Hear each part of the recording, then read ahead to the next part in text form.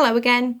We're going to read today about another trick that Mr. Twit this day played on Mrs. Twit. Last session we learnt about how Mrs. Twit put her glass eye in the bottom of the beer cup of Mr. Twit. Wasn't very nice, was it?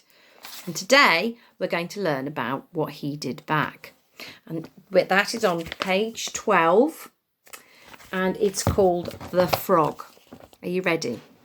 The Frog. To pay her back for the glass eye in his beer, Mr. Twit decided he would put a frog in Mrs. Twit's bed. He caught a big one down at the pond and carried it back securely in a box. That night, when Mrs. Twit was in the bathroom getting ready for bed, Mr. Twit slipped the frog in between the sheets. He then got into his own bed and waited for the fun to begin. Mrs. Twit came back and climbed in her bed and put out the light, and she lay there in the dark, scratching her tummy. Her tummy was itchy, dirty old woman, like she always had an itchy tummy. Then, all at once, she felt something cold and slimy crawling over her feet. She screamed, "Ah!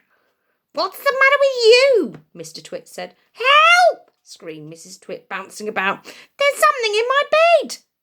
"I bet it's a giant scallywanger. I saw it on the floor just now," Mr. Twit said. "The what?" screamed Mrs. Twit. "I tried to kill it, but it got away," Mr. Twit said. "Oh, it's got teeth like screwdrivers."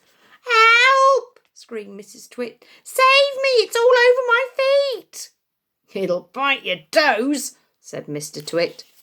Mrs. Twit fainted. Mr. Twit got out of bed and fetched a large jug of water. He poured the water all over Mrs. Twit's head to revive her.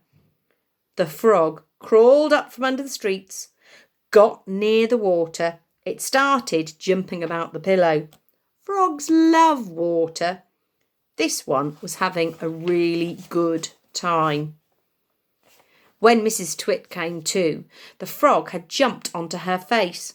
This is not a nice thing to happen to anyone in bed at night. She screamed again. "Ah! By golly, it is a skillywiggler," Mrs. Twit said. "It'll bite off your nose." Mrs. Twit leapt out of bed and flew downstairs and spent the night on the sofa.